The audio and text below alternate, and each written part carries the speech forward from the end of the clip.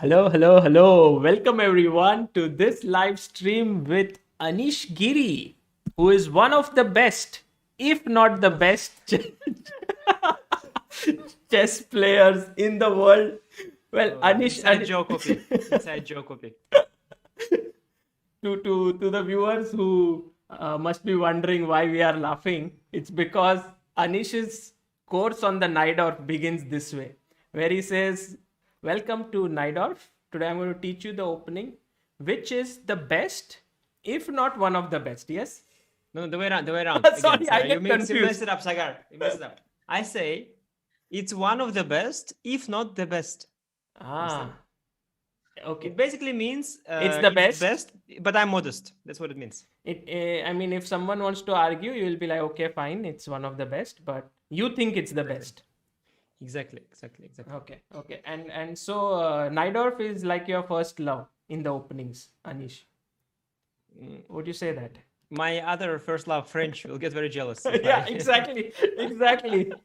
And you already on record said that you love French a lot. So yeah. No, so where does the thing about openings, guys? Unlike depends on cultures, but unlike with your women, you can have more than one, and it's fine. Fine. As long as they all know about each other, as long as the French knows that you play the Najdorf and the Najdorf knows that you play the French. but I must say, Anish, that because of your courses, actually the opening trend in the world of chess is kind of being set. Like I saw in the Tata Steel. Yes, it was huge. Give me just 1 second. I'm very sorry. Yeah. I will switch off the light and open second screen. Just 1 second. Sorry. No problem. Well, Okay. by that time, I'll welcome the chat. Hello, welcome yes, do so. everyone. Guys, today everyone's laughing already, spoiled. Everyone is saying 18 plus stream, all of that. No, guys, nothing. No, We're guys, going to come on, talk. what do you mean? It's just life wisdom. It's nothing bad here. So, Bad. Just also kids should know, yeah. I mean, 18 minus is also fine. That okay? What I said, that you can have more than one opening. Yeah, of course, you guys should. And this is one of the biggest takeaways already from the video, that you should have a wide repertoire. And if you love if you buy Anish's French defense already, then there is no reason not to buy the Najdorf as well. Yeah, you can go for both. It's not an issue.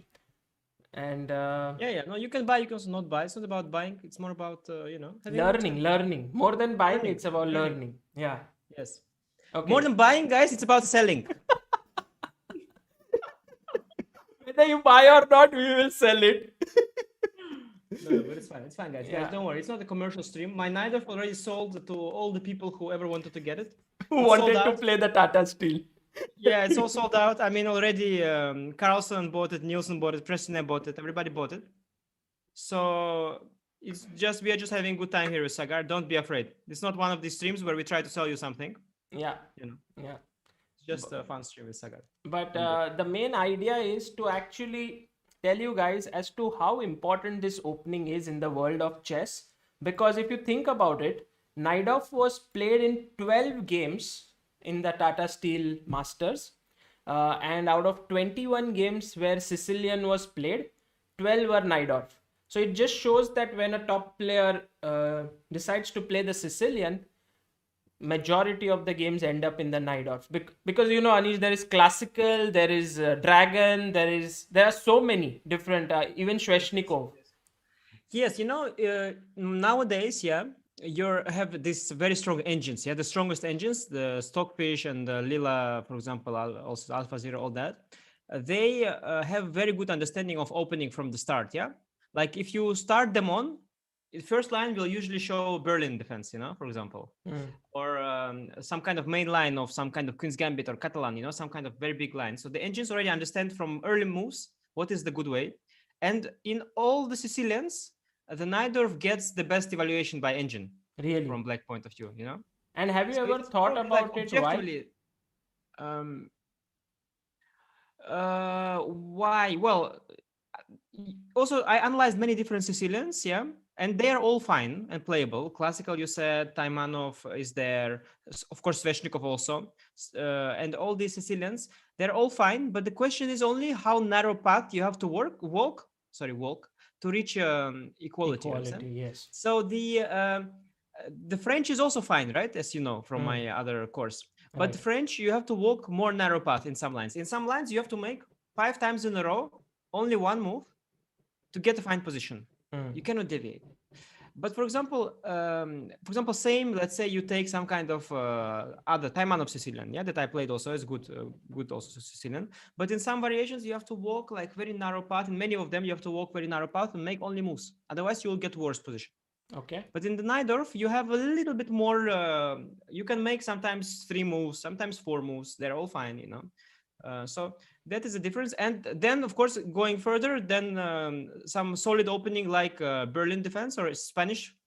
There you can make not 3 moves, but 5 moves, and you're fine. But then it goes at the cost of position is too simple, so your opponent will not be confused. While in the Najdorf, there's complication, so he might be confused.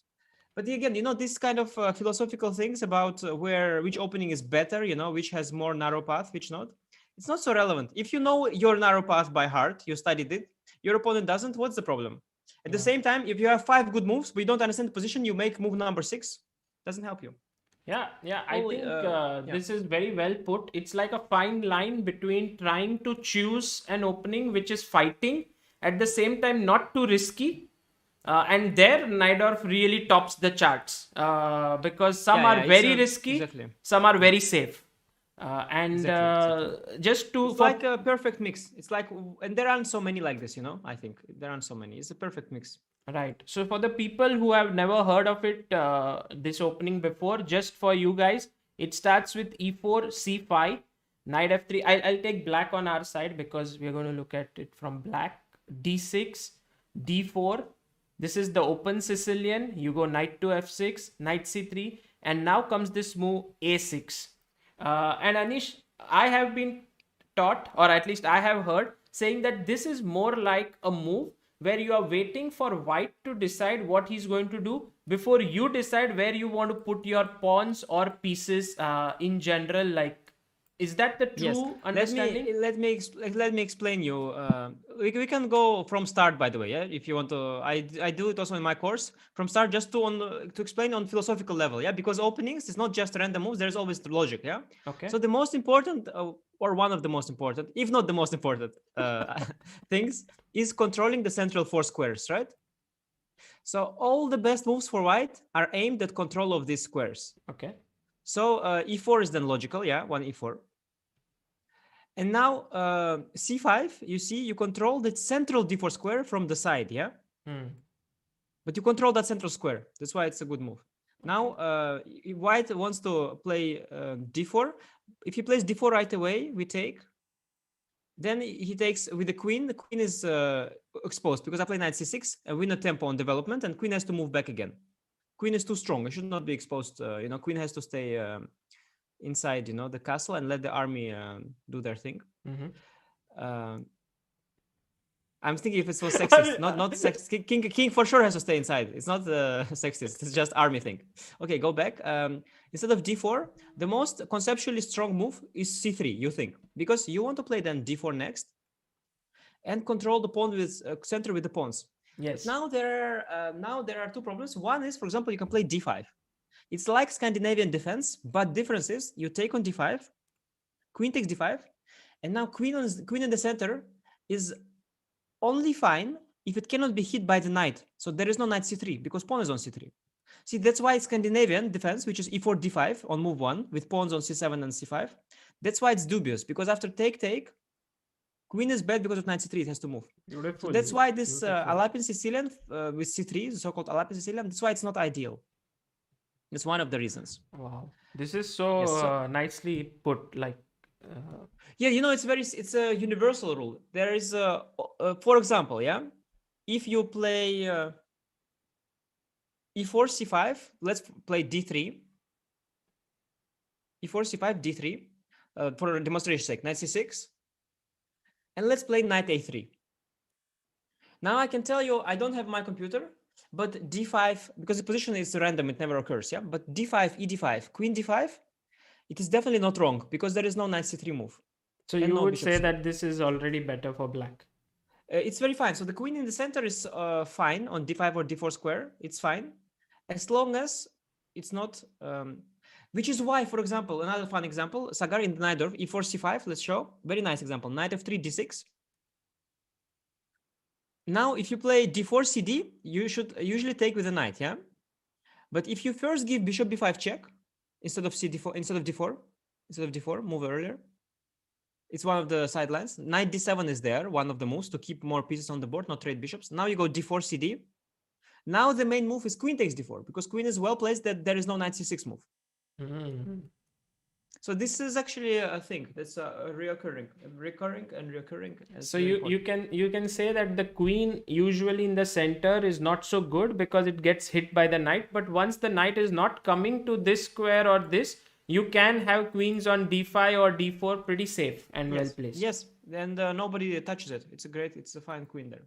Okay, so let's go back.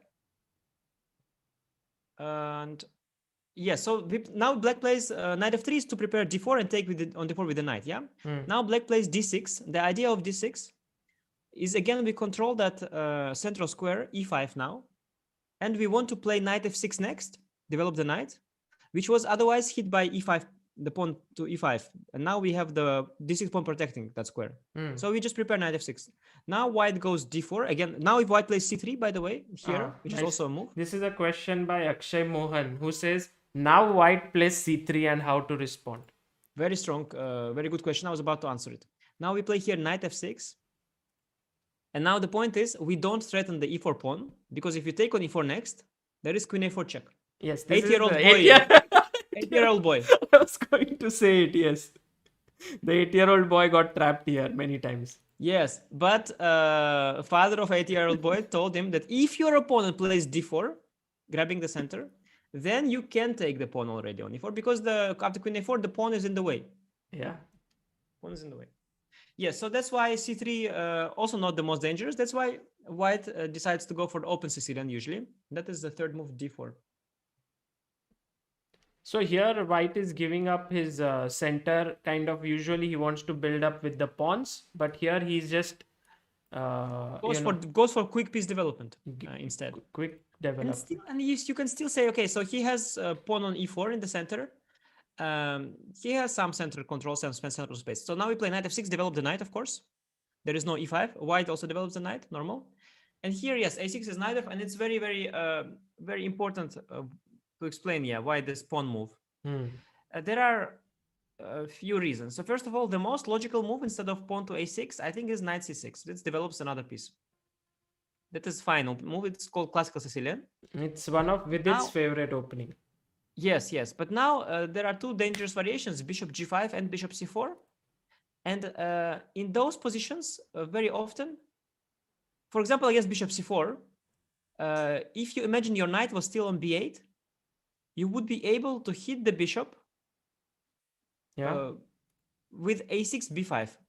Make the error, a6 b5, yes. And now knight on c6 would be hanging, you see? Because... Right. Yeah, so... and very often you would go a6 b5, the bishop would drop back to b3. And then knight from b8 would go via d7 to c5 to hit it. So you lose some flexibility there against the bishop c4 system. Nice. Also, after let's say you play, bishop g5, after knight c6. Again, first of all, you lose flexibility, but let's say now we play e6, queen d2. First of all, you lose some flexibility with the knight because it can come to d7. But mostly you don't, now if you want to push a6, b5, which you want to push, you need to first protect the c6 knight with bishop d7 move, which is the bishop d7 and then a6, b5, or a6 first, then bishop d7, then b5, which is the main line. But bishop d7, it costs you, let's see, you had to waste the tempo on this. While if knight was on b8, you would be able to go a6, b5 in one go. So why is playing a6, b5 so important, Anish? Like usually you want to go bishop e7 and castle. No, it's very important because when you play a6, because white usually goes castle long, first of all, you need to start your attack. And secondly, a6, b5, you put pressure on the e4 pawn by threatening b4, hitting the c3 knight, which defends the e4 pawn. So you stop white from getting free hand, in his own play. Got it. Now let's go back again to why we play a6. This is one reason. With knight c6, we lose some flexibility, but it's of course a big opening, I mean, it's not, it's favorite of Vidit, so it cannot be very good, but it's decent. So a6, Yes, what we want to play, we prepared the move e5 actually.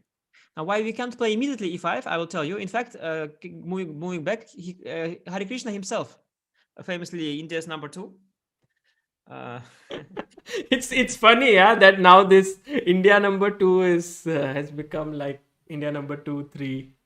yeah, Otherwise, it used to be like Hari Krishna India number two, Vidit India number three. We're like, okay, okay, yes. But now it's yes, like very it's a important. big deal. It's a big deal. Yeah. Okay, he played e5 actually in Yeah. one of his games in Tata Steel. He wanted to surprise his opponent, but it's not a very good move. So here, the problem is White has to drop the knight back from d4 at some point, yeah? Now, what is the ideal square for this knight on the whole board? I can tell you. Or maybe you can tell me, where do you think it is? Okay, let me ask the people. Guys, where do you think the knight on d4 has the best square for?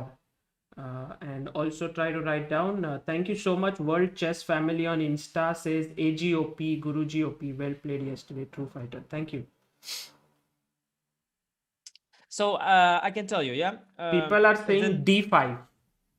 yeah, d5, okay, yeah. Eventually d5 square is weakened, yeah. But to reach that, you have to go to e3. And to reach that square, the fastest way is knight f5, knight e3. Now, the Ooh. problem with knight f5 is, if you play knight f5 too fast, let's say here, my bishop on c8 is still open. So I can either take the knight, push d5, or push d5 right away. Let's say push d5 right away. I break through. So white cannot play knight 5 right away, but he does have bishop b5 check instead. Ah. That's why, because there's no a6, you have this additional option. Yes, and now you have to close from the check with knight d7. And why not this move? It's this. I also take on d7. Ah. And then after you take, yes, then I bring knight to f5 and then to e3. Now there is no d5. Yes, because the bishop is gone. Oh, there is But no. Hare Krishna played knight b7 instead of bishop d7. Okay. And now knight f5 happened. And then he suffered a lot with the d5 square because knight e3 is coming at some point, and then the knight is right away there. So compared to that, we play a6 in the Najdorf.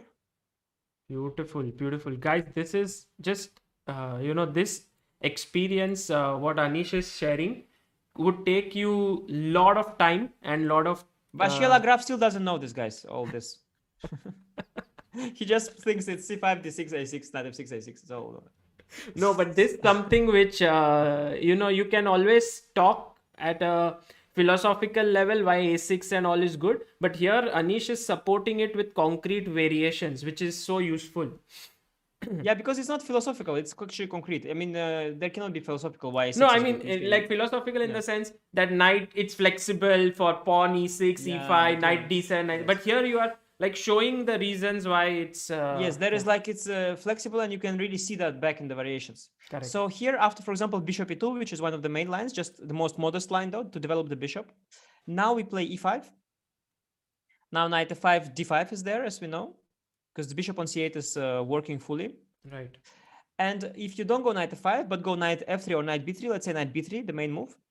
Now one of the white's plans is to go knight d2, knight f1, knight e3, which is a whole long journey compared to knight f5, knight e3, losing a lot of time. And when you lose all that time, black will find his counterplay. So that's the idea. Another idea, like you said about e6 move. Yeah, sometimes you play e6. So why we don't play e6 right away after a6, I can explain you. e6 right away is a poor move. Here. Yes, it used to be played a lot. Even Kasparov played it. Ah. But it is objectively poor, a relatively poor move or a dangerous move because white gets this g4, the famous Keres attack, right away. Attack. Yeah. So see, next he wants to push g5 and h4 and advance very quick on the king side. Usually black anyway needs to go a6, b5 here. Right. And start some counterplay, yeah, on the queen side. So instead of e6, if you play a6 first, now, for example, there is a variation. For example, there is even h3 variation to prepare g4. Okay. Yep. Preparing g4. But Anish, yes, now bishop e2, e6 was this game Esipenko Carlsen. Yeah, he played here bishop e3 because if you play g4 here, which you can also probably do, then you have to, well, black played the move a6, which is for sure useful because you want to go b5.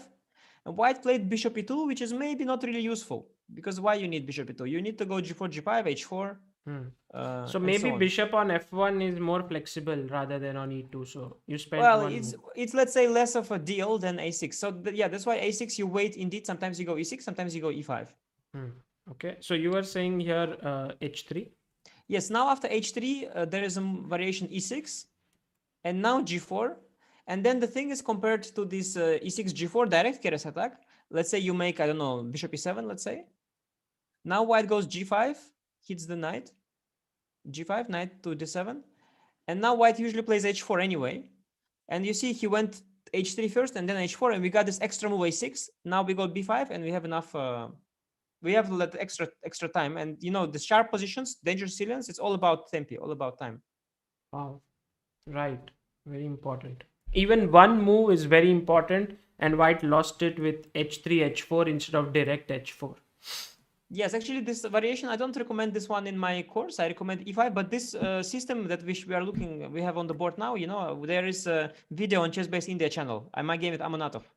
Yes, yes. Oh my god, that game, right? This one? Yes, yes. Queen on h5 and queen on Queen on a5. A5, yes. Beautiful, And when beautiful. you needed Samsung charger, remember? Yeah. Okay. So now I understand a6 more deeply. And if you were to say what would be White's most challenging option, like you worked on this entire thing, how much time did it take you to write this entire course? You know, that it's very hard to say because look, I started already on basically the work that I did was mostly choosing which of the variations that I looked at I'm going to show, because I had looked at so much Najdorf over the years because it's what I play myself, that actually like preparing the actual work was very little time because I would just had to choose. For example, after h3, let's say, yeah, let's move h3. So I Hmm. played e6 and e5, and I just had to choose which one would be better to recommend for the course. And I was usually how I was choosing is I was thinking which lines are the ones that are the most accessible to players of like club players or amateurs, which positions are easiest to play for them, you know, while they're still fine, like which are not, you know, which ones I can recommend and not feel bad about it. Because you know there are some positions that are so sharp and so complicated that I cannot recommend and actually believe that they will manage to play it well, you know. Hmm. So I try to choose the lines that are fine but also uh, are playable at the lower levels. Right. So but yes, I had to write down annotations, of course, to the notes and the record videos. And that I guess yeah, it was not that long, but maybe let me think, maybe like a month, let's say, all in Wow. all. Wow. So 22 hours of almost 23 hours of thing you did it in 1 month. That is amazing.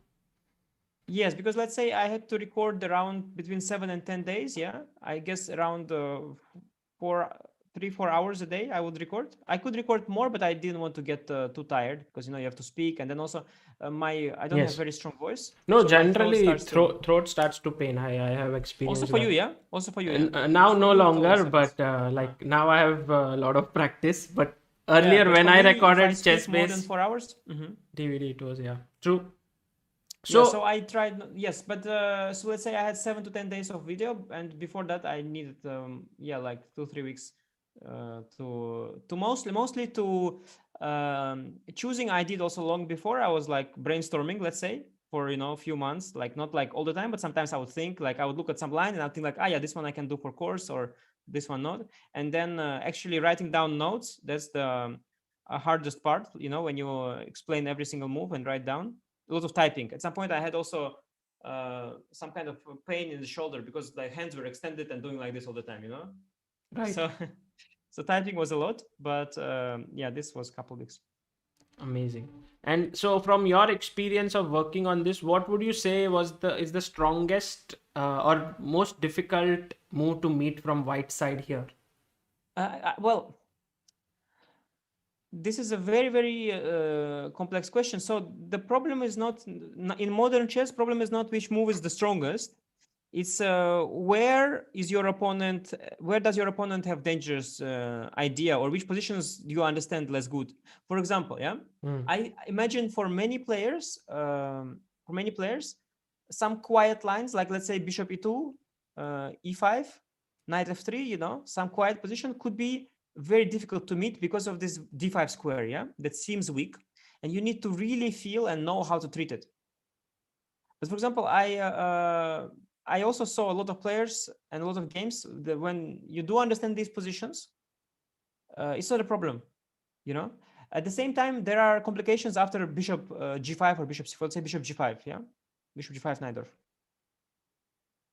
This is very sharp. You have to now go e6 because e5 now weakens the d5 square too much with the bishop already pinning the knight.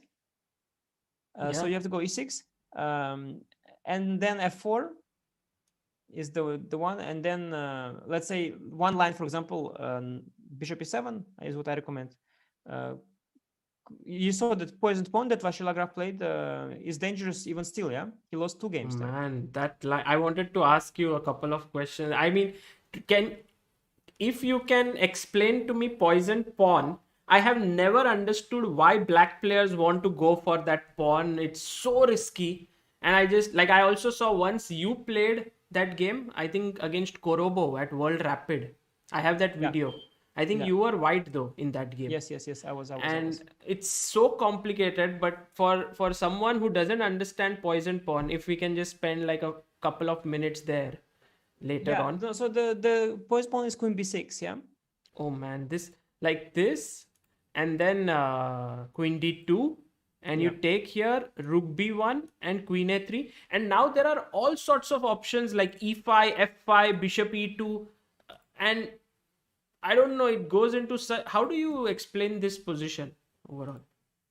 Well, it's very simple. I mean, black won a pawn and ruined white's pawn structure tremendously. Yeah. So he has isolated pawn a2, c2. Yeah? So his pawn structure is ruined. Let's say endgame is disaster. Not only pawn down, but also no hope for.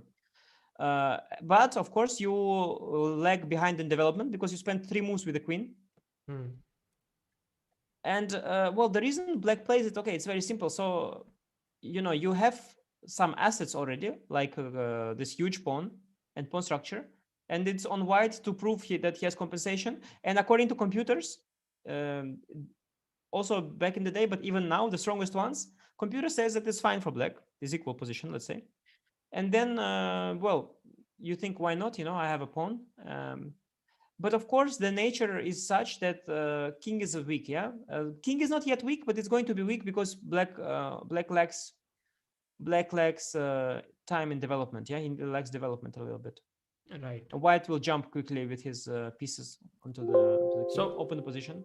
while we are on this subject of the poison pawn variation, we can just quickly have a look at this stunning game because I think it turned out to be one of the most exciting games. Like I here, think already knight c6. Yeah, is not the one, to be honest. here knight c6 is not good. Already not the move. I think. Uh, At least that was not the one that yeah, I here knight b was going for. d7 maybe is That's better. the No? usual setup. Yes. See, I must say that I never thought it was a good idea to recommend poison pawn, and that's why I don't recommend it in the course. Hmm. But at the high level, it's a different story because They you're prepare a supposed to be very lot. well. Yes, you're supposed to use, and you're supposed to. Let's say if your opponent plays bishop e2, you're supposed to know exactly what you do. You cannot start thinking, yeah, it's too dangerous. Correct. So here, just for the viewers, the right move is CD5, but in the game, MVL played ED5, and the question is, how did Caruana get a huge advantage here as white? I think it's a very difficult move to understand, and also Fabiano took close to half an hour here. Anish, would you let's say you're playing Blitz or right now or Bullet, would you play the move that Fabi played instantly, or how would it be? I could imagine that. Can you close the door, please? 1 second. Yeah. It's one of these inspiration things. Like it can hit you in 1 second, and then you can make it. it can also never come to you at all. It's one of these things. Yeah, people in the chat have got the move e6, and this is basically how is it? They just don't want this bishop to develop, yeah, on e7, like this f8 bishop. Well, you see, your asset in this position is your advantage in development and time factor, yeah? Your problem is that you are already a pawn down. So what you should often do in such cases is you should play to your strength, and your strength is time. So you keep gaining time and keep giving pawns. So he decided to play e6, disrupt Black's idea of developing f8 bishop and developing the king. Castling the king eventually. So he thought it's worth giving another pawn, because if you are 1 pawn down or 2 pawn down, it's the same. In endgame, it's not exactly the same, but in endgame you anyway will be bad. And if you made the king, it doesn't matter how many pawns down you are. So it's normal. It's common, when you already sacrificed some piece, you can sacrifice one more. It's normal. Once you already chose that path of time over material, you will already keep on going. Wonderful. Okay. So e6 is a very cool move, and then he went on to win this game. This was a very nice victory. In fact, Anish, in the Tata Steel, Black did not win a single game. Did you see that with Black in the Najdorf? Yeah, okay. It's not my problem, yeah? No, I mean, it was surprising in a way. Yeah, definitely. It is just random, every time random. Sometimes you have tournaments where Black wins more games. Sometimes you have this, that. It's just fun facts, random coincidences. One thing I have to say, many of the Black players were less well prepared than White, and some of it had to do with my course, because quite a few players followed my course, while White players studied it. Yeah, so they were step ahead. Which game do you think played the biggest impact of your course in the tournament? Like which one? Well, the biggest, of course, is last round when Jordan won against Niels. Simply out of the opening, simply only thanks to the course. Yeah, really, that was just really straight out. Yeah, straight out. Okay, let No, me that was just straight out. pull that game up, because I thought it was a beautiful game by Jordan. E4 c5, and we reach the Najdorf So position. it was quite funny. So Jordan played the sixth move, Queen d3. Now the very funny story I can tell you. What is Very this funny move, story. Queen d3? I'll tell you. The move is random and stupid. That's not the point. I'll tell you a hilarious story. So see, the nowadays, yeah, the way top players prepare. So before, yeah, in times of Kasparov or even Kramnik later, and Leko and all these theoreticians, how they were playing, they were looking for advantage for White from move from move 1. So of course, everybody knows Queen d3 cannot be the best move. It defies all principles. So the best move they were thinking is either bishop g5 or bishop e3 or bishop e2 or even bishop c4, but it must be some kind of developing move, has to be the best move, right? So then you see the old theory, how it is. There is this Vaikanze played in, let's say, 2005 or whatever, and then you would have like game after game in bishop e3 Najdorf. They would be fighting. White would say, I think White's better. Black would say, I think Black is okay. Then White would improve. Then Black would improve. They were fighting for advantage with White. Nowadays, we are blessed with the strongest computers that already tell us that in the end of the line, there is no advantage, no matter how hard you try. Even in bishop e3 and bishop g5, okay, Black has to walk narrow path, but there will be no advantage in the end. So now looking for advantage for White in some opening like Najdorf is just useless and waste of time, and you will quickly discover that there is no advantage. You just go down the best moves, and you see in the end that okay, White maybe White is pawn up in a drone rook endgame, or maybe White has a slightly better. Maybe White is the one who gives perpetual, and Black has to make only moves, but it's anyway going to be draw one or the way or the other, because in the end Black is fine. He will be from position of weakness, but he will be fine. So now how you have to prepare is you have to look where can it be that you can surprise your opponent or come up with idea which is objectively fine for Black, of course, but he will not know how, at least. At least for that game. It's like a surprise. Yes, it has to be something. Everything is fine. So you cannot show advantage, but you can, let's say you want to get position which is equal, but only if Black knows. And if he doesn't know, then practically you will be better. So the thing about this Queen d3 move is that I think, well, funny story. First, it was played by Carlsen, against Grandelius. The thing that Grandelius blew his cover very early. I'll tell you when he blew his cover. Ah, you mean that he Yes. got your course? Yes. So first game he blew his cover. He plays against Yesipenko, Okay. and against 6 bishop e2 line. Let's I'll, look at it. I'll bring that game 1 second. Yeah. Against bishop e2 line, he plays e5, knight b3, and now the move bishop e6, which is known to be inaccurate, except that I gave it in my course as an alternative, extra option, and I said that it's known to be inaccurate, but it's very interesting. This was the first time I thought it's suspicious. Probably he saw my course. Oh, you didn't ask him, that time? No, I had to still play him. Ah. Next time I play him myself, I play the 6 f3 Najdorf. Okay, 1 second, let me. And while I already was sure. So you by that time, by just this game, Yesipenko game, you thought that he must have your course, so you went here. Well, I think everyone must have my course, but I realized that he's probably also following it largely. And here, okay, I mean, the thing is, Niels Grandelius, he already plays Najdorf for years, yeah? He's a Najdorf player. But still, I could suspect that, okay, he was influenced by my course. I thought that against myself, he's not going to play my line that I recommend in the course, because there are many lines here for black that are fine, many. But he chose that one that I recommend, exactly this, bishop e7, bishop e6, and he starts with bishop e6, and h5, queen d2, h5. And this is a very rare line that only I recommend. And he goes down my course until move, I don't know, like 25 or how far we went. All the way till the end game, like queen takes d8. Can you show the position? Queen takes d8 in the end. Yeah, so it all following all the course. a5, this is my idea in the course. Not novelty, but idea. And then after f4, take rook c8 is novelty in the course. So this is funny. It's my novelty that was played first time against me. You understand? It's paradox. And also, earlier there used to be my novelty, means you have to play it. But now it's like your novelty can come in a book or a video. Yes. No, of course. It's a novelty that I showed, but was first played against me by him. It's very funny. So all of this is in the course? Yes, white has many ways. I chose one of the ways that is in the course because everything is in the course.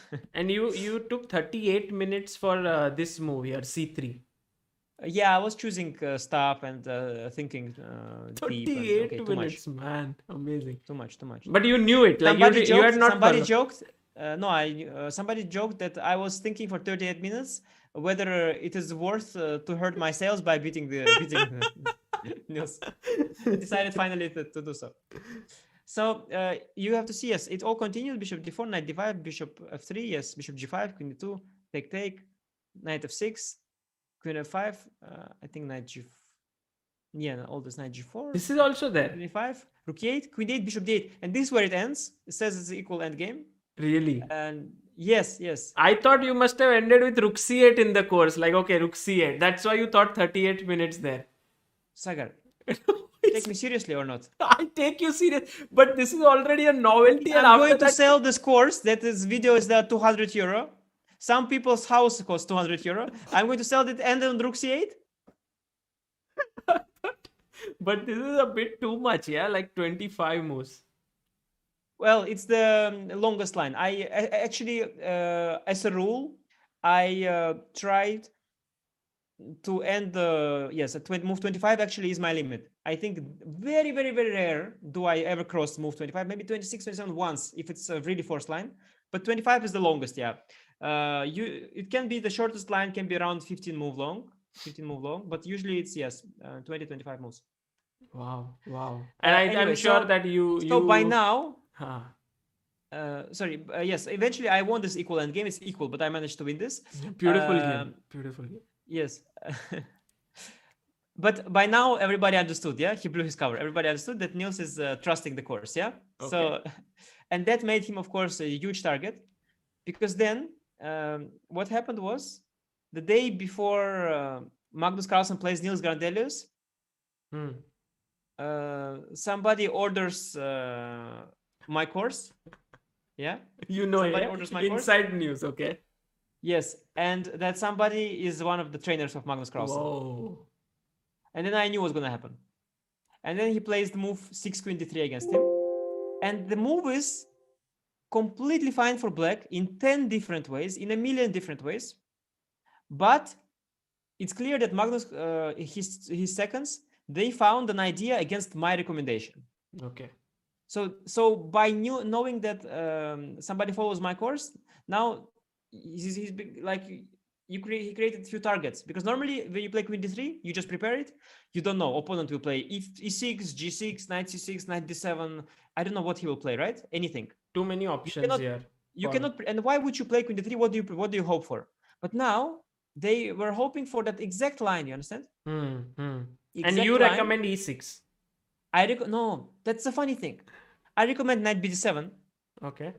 But Niels, for some reason, played here e6. He either didn't remember my course or decided not to fall into preparation. I think he must have decided that not to go with it, especially after you beat him. Then he thought, let me vary a bit. He decided not. But so he played e6, and it was a complicated game. He was fine, of course. At some point, opening was not a problem. But then, okay, Magnus, good player, yeah, he won.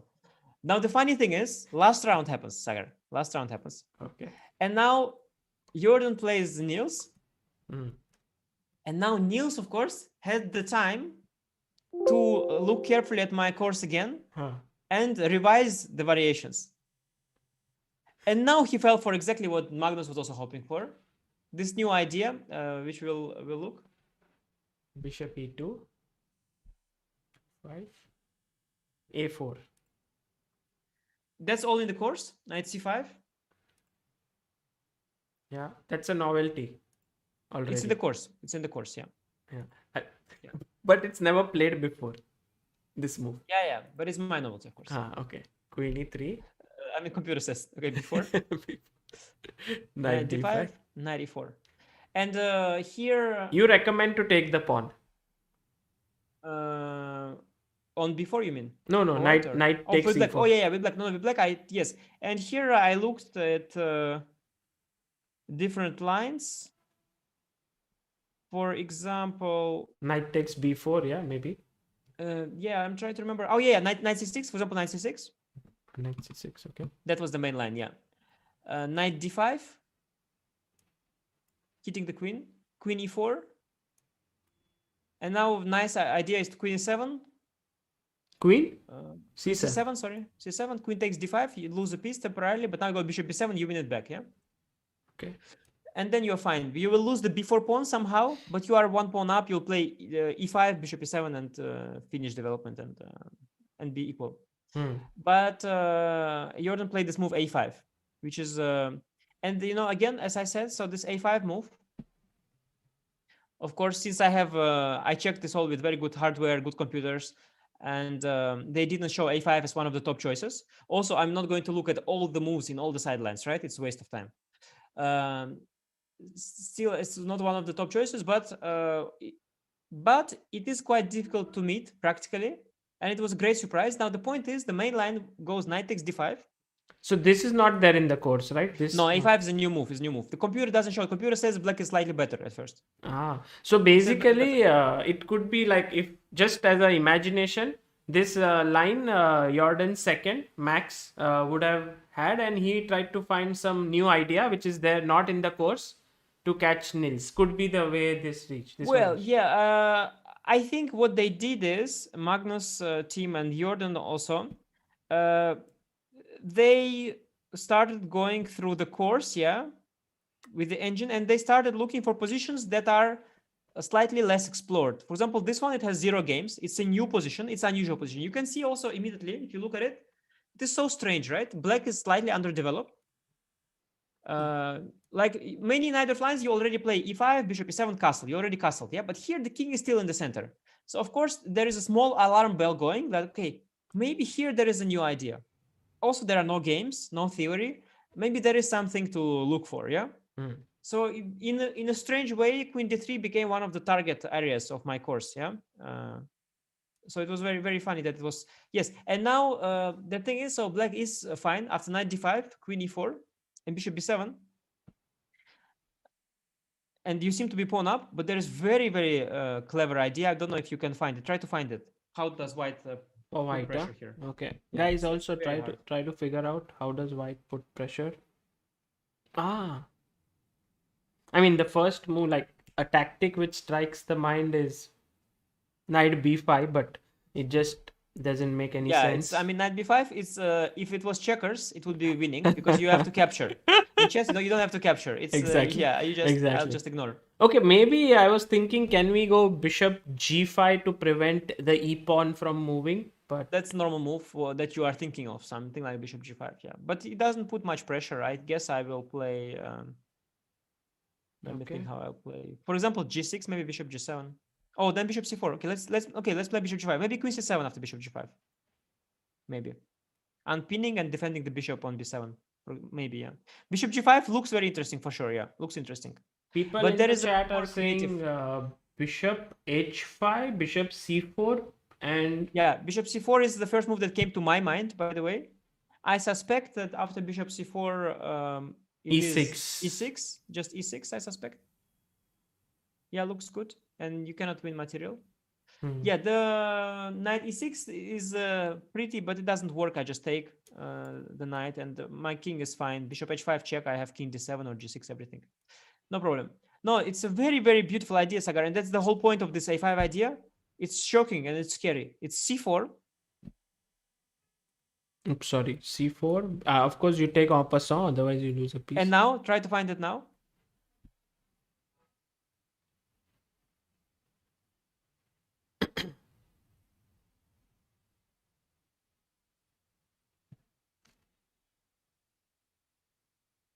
Would it be b4, b5? No, it's a bit slow. Or It's a bit slow. Yeah, it's a very hard idea. It's a very unusual. Very unusual. oh no, no, that isn't. I'll give you a hint. C4 opened a diagonal. Think which one? It opened the diagonal. The b1, like the queen can go back. It Ooh, opened two oh, diagonals. Two diagonals. That's one of the diagonals. Another diagonal. so this is opened up, and the And other another one. diagonal was also opened up. Yes. That diagonal. Oh my God, is it? Oh my God, really? Oh Yes. Yes. wow, bishop d1. Bishop d1, and suddenly imagine you are black and your opponent plays c4, bc, bishop d1, and you panic. You think, oh my god, bishop a4 check is coming, it's deadly. Complete panic, of course. Complete panic. Oh my God, this is Incredibly, brilliant. Sagar, black is fine here. Computer says queen c8 or c7, let's say queen c8, bishop a4, and king d8, and black is objectively fine. But of course, the shock you had after bishop d1, yeah, you already wanted to resign, and you play queen c8 because you're desperate, and you are thinking that probably, okay, probably I'm lost, but okay, let's continue playing. But objectively, you are fine actually, but you have to make still many more good moves. Yeah. I think in the first surprise game, White should win this. I mean, overall, like again. Yeah. Also, White is prepared. He knows all Yeah. the very dangerous positions. So yeah, it was brilliant idea. Brilliant idea. And Niels didn't play knight x d5. Maybe he saw it. Maybe he was just afraid. He played some other move. But then let's see. So how it happened. It was a very beautiful game, by the way. I played e6. Okay. E6 Now castle. castles, bishop d7. Okay. Yeah, he probably saw it. You see, he guarded the diagonal. It seems okay. What he does look doesn't seem. It's looked kind of fine actually. Looked kind of And the fine. thing is, this is all preparation. Yeah, all prep. I can't believe how deep the prep goes. Yeah, like it's like you go for a novelty, and then there's so many ways in which black can play. Like black can put his queen on c7, but Yeah. then you see b8. See, Sagar, the problem with modern chess is that it's very hard to find new ideas, and the black is fine in the end everywhere. There's no advantage. But the upside of modern chess is that you can very quickly prepare many things because computer shows immediately all the best moves. So you can prepare for bishop d7, for bishop b7, for rook b8, for queen b8, for all the moves. You can quickly prepare very quickly. It just takes you 1 minute per move. Ah, So he covered all the moves very fast. And now the beautiful point was later. So white is still pawn down. But now it comes the point, knight b5. That's amazing. Beautiful move. And Beautiful you chess. have to take, and suddenly you got these two passed pawns on the queen side. They are just going down the board, and there's no stopping them. And so Niels had to give up the bishop for one, but he couldn't stop the other. He took on b5 with the bishop, but then the a pawn just continued, and a pawn just queen.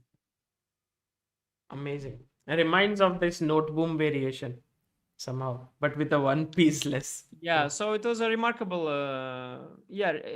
So you see, the thing is that Niels, he would never ever fall into this, because after queen d3, normally speaking, if you're a Najdorf player, you don't even know what you play. First of all, secondly, whatever you play some. I mean, there are 100 ways to get okay position. Yeah, any move here Like is okay. g6 also should be okay. Of course, it should be okay, because in the dragon, queen d3 is a bit strange. Knight c6 probably is okay. E6 probably is okay. I mean, after e6, you can play also 10 different ways: knight to d7, knight to c6, bishop to e7, or bishop to d7. I mean, everything is playable. Everything is playable. The only way, of course, you can ever get caught is if you follow a clear guideline that your opponent also saw. You know? Amazing. Amazing how your course actually affected the outcome of the tournament, and also Nils, I think, was the most affected in a way Of through course, this but course. ironically, okay, of course, I you could say I beat Niels thanks to my course also, because he followed it. But ironically, if Jordan, let's say, would not win this game and everything else would be exactly the same, which of course cannot be, but in hypothetical world, then I would be unshared first. Yeah, you So, realize the irony. the You irony realize the is irony. that your course made you to finish second. Yes, that's the irony. My own course made me share first instead of taking it solo and then finish second. That's the irony. And so what do you think now? That making the course was a good decision or not? No, of course, of course. I mean, I myself won a game with white against the Najdorf, against Niels, against also Vashila MVL, Graf. MVL, yes. Yeah, yeah. So, I mean, you cannot. Well, it's all like this. Yeah, everything is connected. So the good things, the bad things, they're all connected to each other. But it's kind of ironic. Amazing. This is this is so wonderful. In your game with MVL, people are saying in Hindi it's called apne pair par kuladi marna. It means you have a big hammer or this axe and you hit it on your leg, like Mm-hmm, mm-hmm. Okay.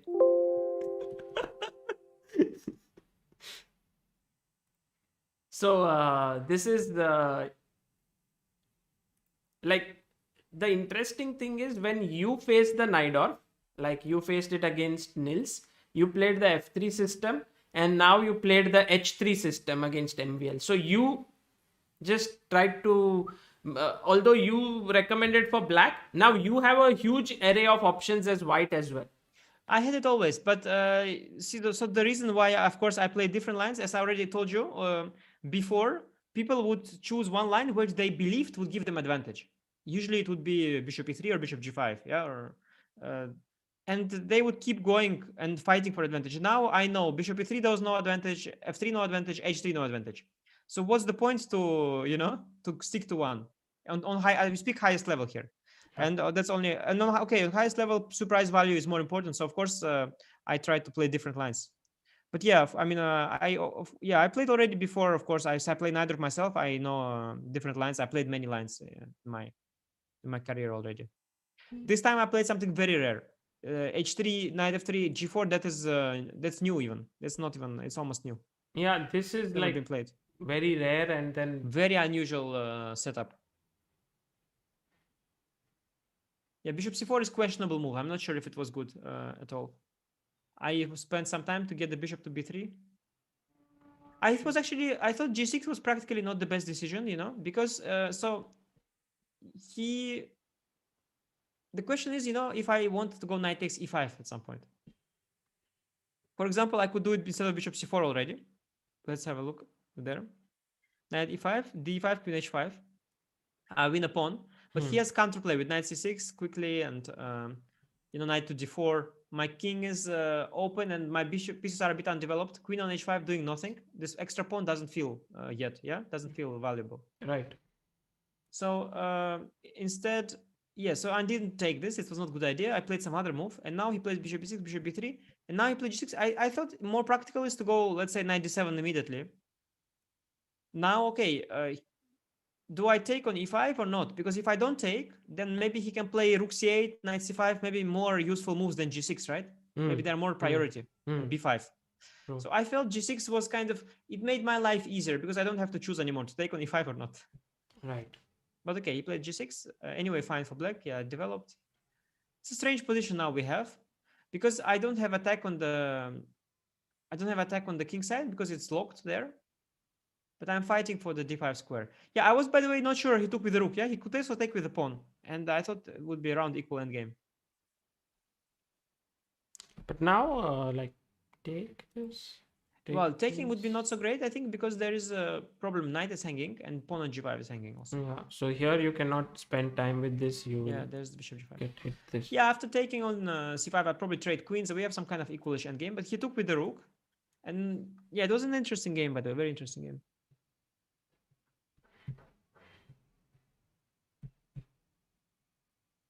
At some point, like, he sacked exchange here. Yeah.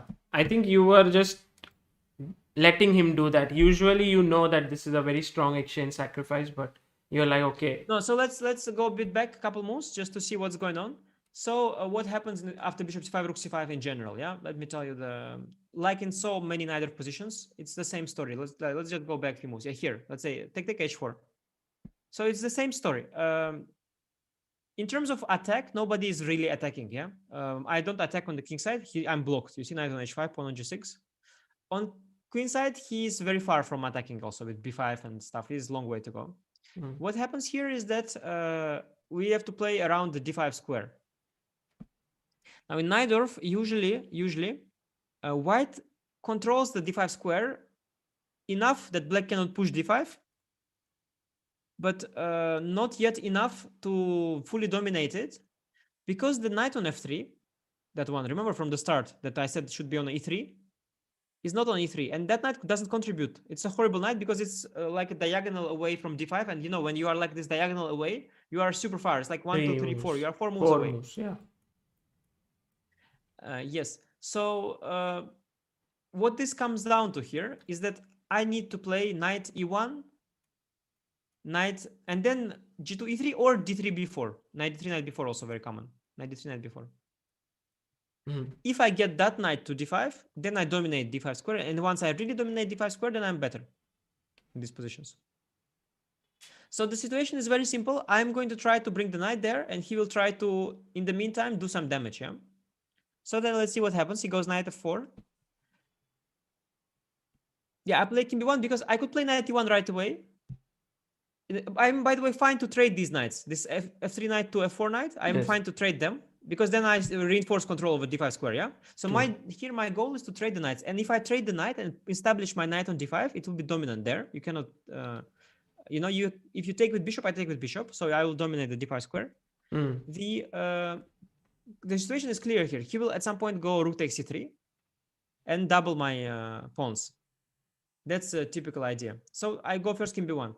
And like you said, this c-sack on c3, when bishop is on b3, connecting the c2 and a2 pawns, usually this sacrifice on c3 is less effective because the b file is anyway covered with the bishop. It's like the bishop is instead of a pawn. It's like another pawn. It's keeping the stuff together. So I was not concerned with the sacrifice, but I missed one important thing. So I saw knight d3. I saw queen d3, rook c3, bc. So if he didn't take now, then after knight d5, white would be better. Much. I would dominate this position. Yeah. Also now king side got unlocked. Knight is gone. I would go h5 simply. I just crash with h5. Actually, I just want h5 and the breakthrough on the h file. Take, and then queen comes to h3 and just mate. Yeah, and I actually understand the position so much better now with so this knight actually exchanging it for this one helped huge. White enormously. That was a dumb knight that I have, and his knight blocked all my play. And from f4 contributed to d5 square. So now I saw rook c3 bc, but of course I assumed he will take rook c3 now. This I saw. Then I planned to go queen d2. Now you see my king is quite safe, nothing he can do. And then I thought maybe he wants to go queen to c5.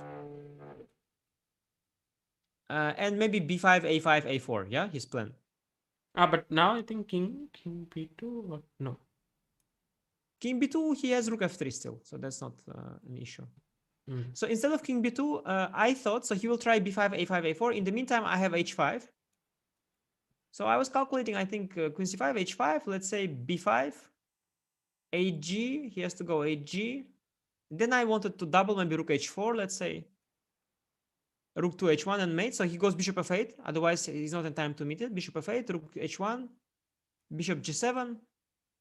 And I was thinking about this position as and it feels good for white to me. Felt definitely very good.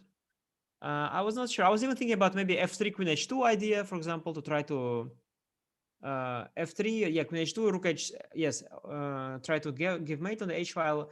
He's still far away with the a5, a4. So I was thinking about this, and as I was thinking, he played the move d5 instead of rook c3. Yeah, this came as a This was surprise. huge, because if he first takes on c3, rook c3, queen d2,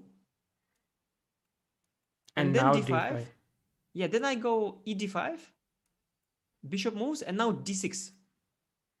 And I open my b3 bishop.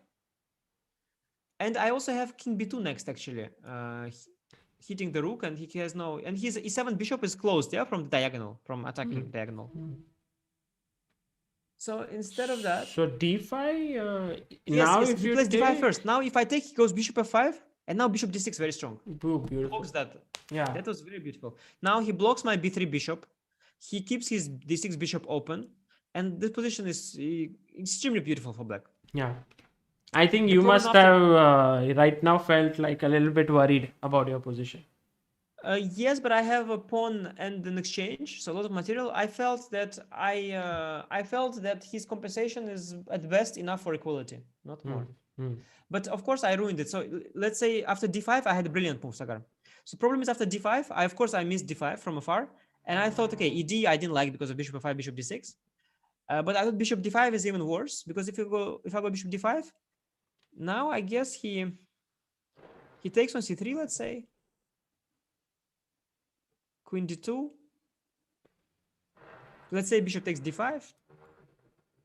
And my king is just, yeah, queen d5. Maybe there's queen b4. Just anyway, my king is just way too open. Let's say rook c2. Let's say, just for argument, at least rook c2, and he's at least not worse. Yeah, Yeah. a lot of attack. Also bishop c5, bishop d4. All kinds of things are coming.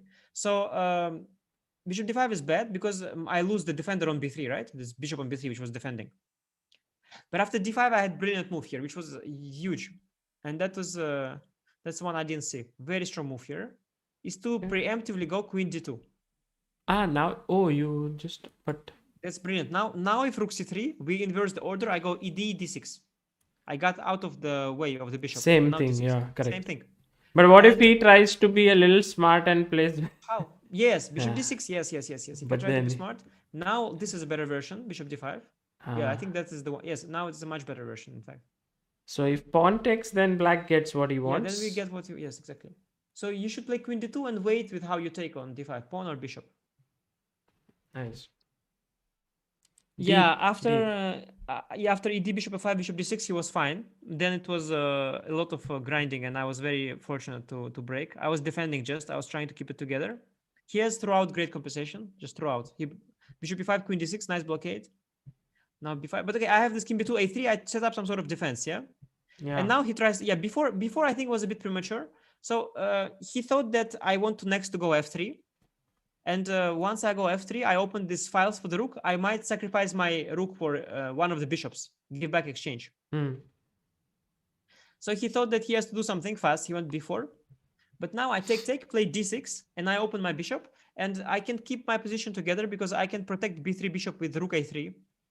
If bishop e6 here, I can play queen c2 or queen d1.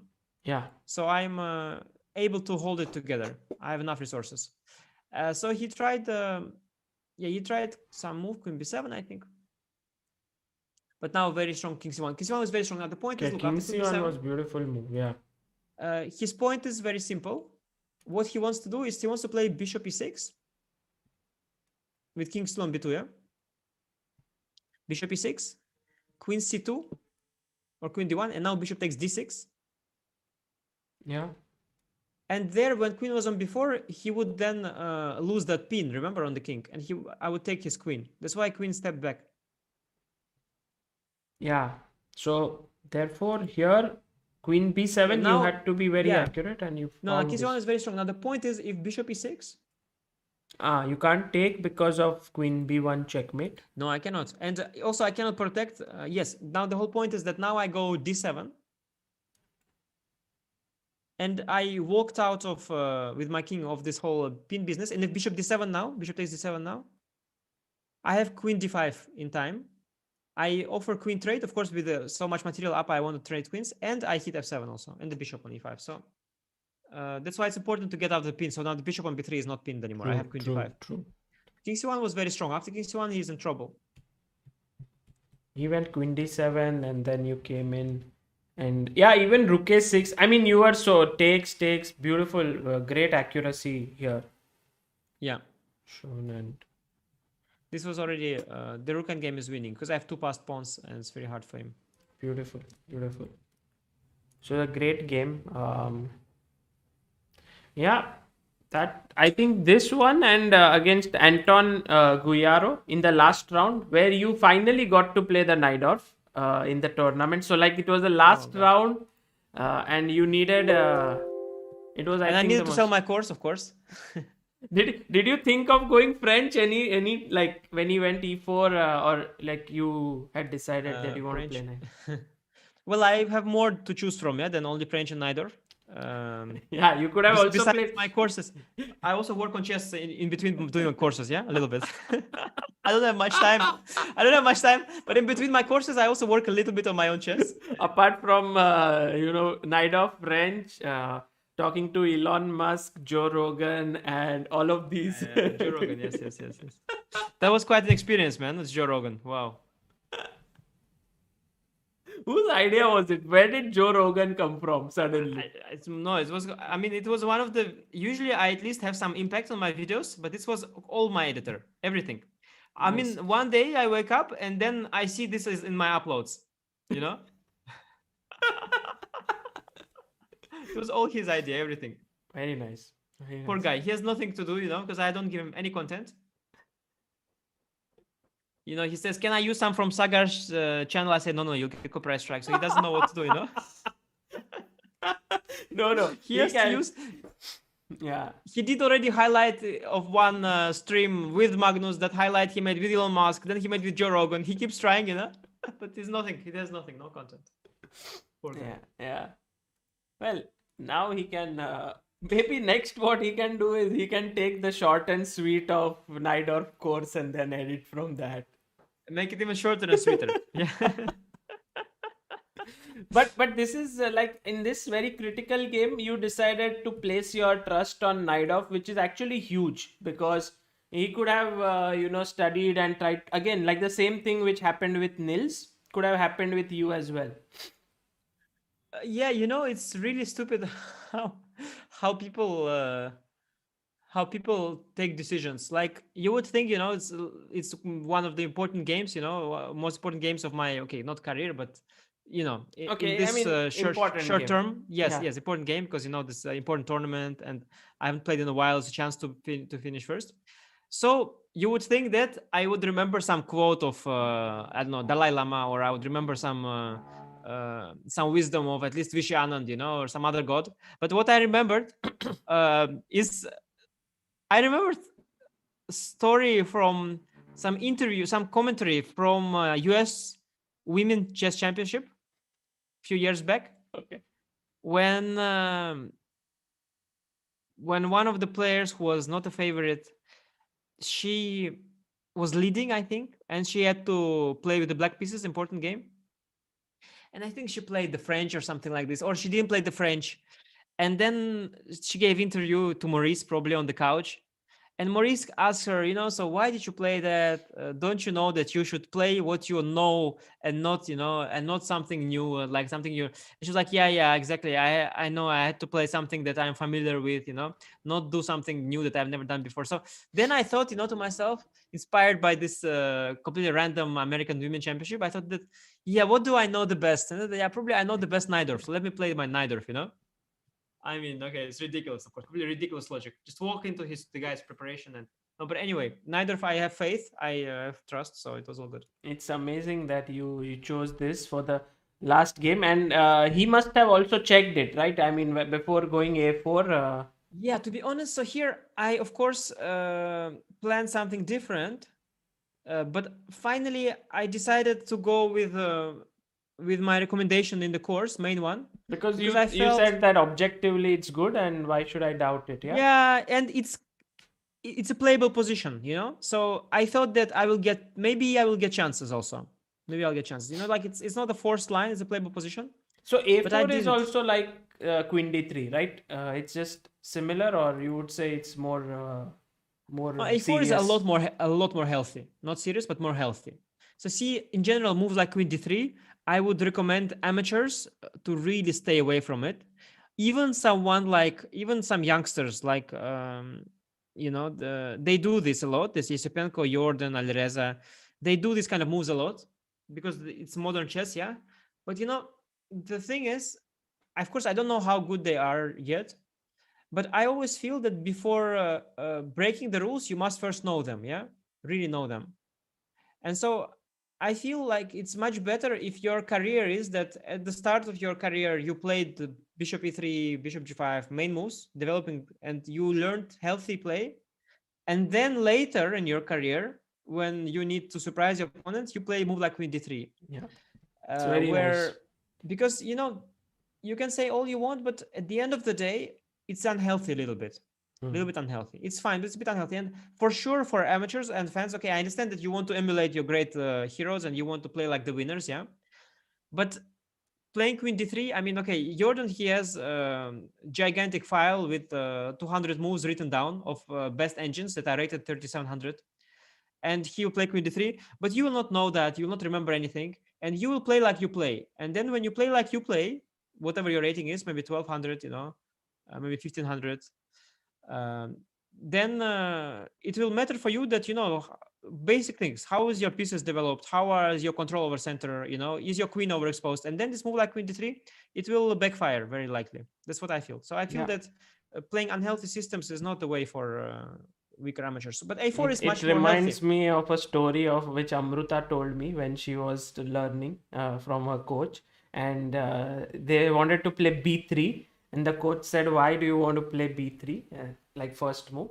And they said, "Oh, Ivanchuk is playing right now in some of his games, something like that." And the coach said that Ivanchuk plays this after knowing everything else, all the lines, and you want to Exactly. play because you don't want to study everything else. So, Yes. that's the difference.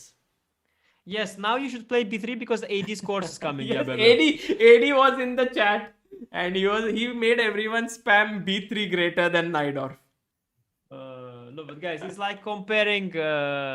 It's like comparing Earth. Sorry, not Earth. Fire and ice. Yeah, these are B3 something white plays actually to avoid the Najdorf. So it's like it all comes together. You should have the Najdorf to fight against E4, and you should have B3 to fight against the Najdorf because Najdorf, you cannot do anything. So you should go. It just they're not in competition. Competition is, let's say, Taimanov and Najdorf. This is competition. Mm. But Najdorf and B3 is not competition. They're Yeah, just yeah, brothers from true. other mothers. Yeah. And so this is all your theory that you have. Yeah, this it's one of the I recommend in my course a few different things, but this is one of the ones. This rook c8 knight b6, yeah, and we get this very interesting strategic position where I have very good center control. Now look, when I have pawn on e6, d5 square is guarded, yeah. Yes. I have good center control, but my bishop on f6 it needs to be improved still. It needs to be improved, and usually it goes via d8 to b6. Right. And this open f file can be used, can be not used. For example, in the game, I doubled on the f file.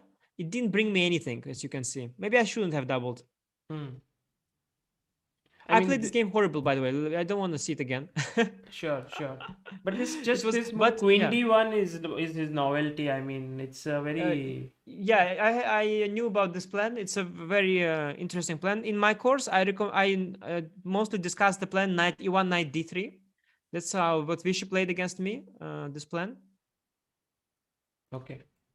Bring the knight to d3, then putting king to h1 and playing f3. Making sure the f2 pawn is no longer a target, because here the idea is often bishop d8, bishop b6, rook f6, rook af8, and then you pressure that f2 pawn, which is pinned, yeah? Hmm. So we should try to make sure that it is not a target. But he played this queen d1, and the idea of queen d1 is very interesting. I knew this move also. The idea is a5, queen a4 to disturb a bit my queen and then control the b6 square. And here I knew that the most natural move is bishop d8 right away. But I But then decided a5. to yes, and then I'll have to maybe push b5 or something like this, and we'll take at some point, play queen a4, and some. It will be one-sided. I mean, it's equalish. Such endgame is equalish endgame, let's say, yeah. Hmm. Hmm. But I was thinking that first of all, I want to keep queens on the board, and I thought that okay, I will just play some moves, some other one that he didn't prepare, and eventually I will get my bishop there eventually, you know, and.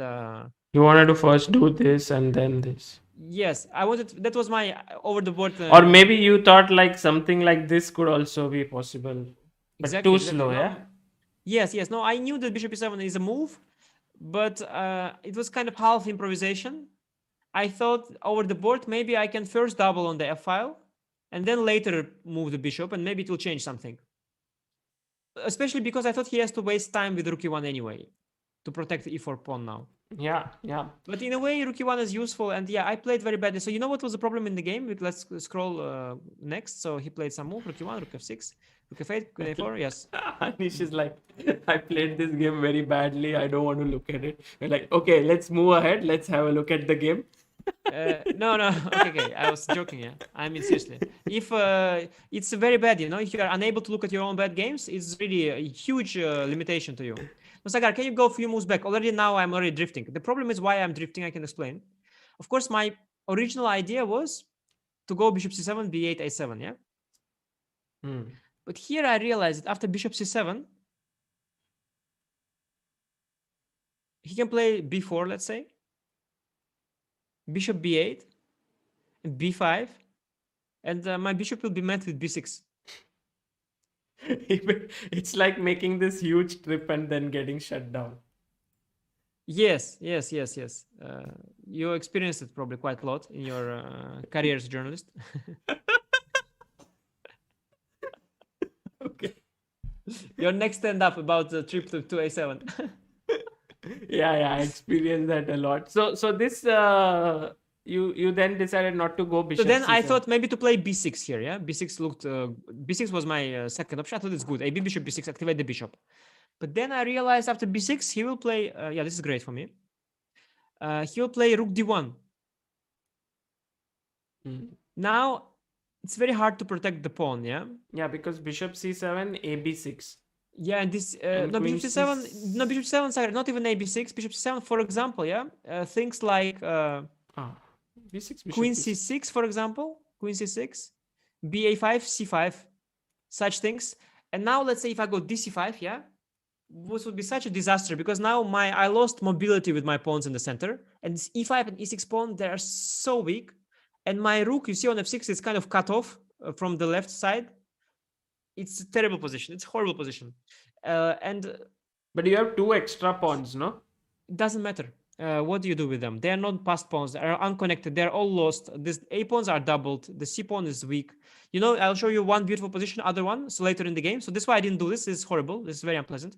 It was still better than the game, of course. But you know, when you are playing the game, you don't like bad positions and you kind of avoid them. At some point, you avoid, and get even worse position than what you avoid. It's typical. So I made some other move. I made some move. Yeah, at rook f4, I was hoping to get some d5 push on the fourth rank. Yeah, there is some x-ray there.